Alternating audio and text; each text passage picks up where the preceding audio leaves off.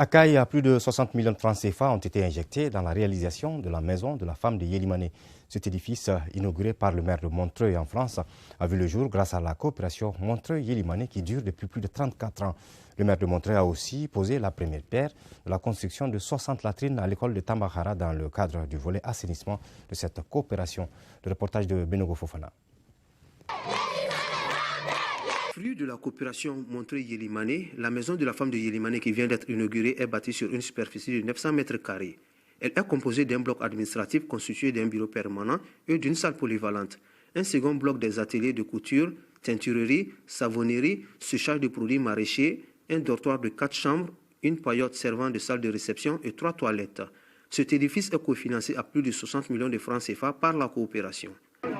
C'est un moment de vrai bonheur que d'inaugurer cette maison des femmes de Yélimané, car c'est un moyen de l'autonomie, de la formation professionnelle. C'est un lieu du coup de force et de développement pour les femmes de Yélimané. Suivi de cette inauguration, la signature de la convention responsabilisant le conseil des sectes de Yélimané pour la gestion et l'animation de la dite maison de la femme. Pour vous dire qu'avec Alima Medouj, mon adjointe au maire, avec Geneva Keita, adjointe au maire, nous allons construire, rénover le foyer historique Bara, car nous voulons que les ressortissants maliens et de Yélimané soient mieux logés et de meilleurs logements. Monsieur le maire, grâce à votre engagement personnel et à l'engagement du conseil municipal de Montreuil, nous développons des actions avec des résultats probants dans les domaines aussi divers que variés.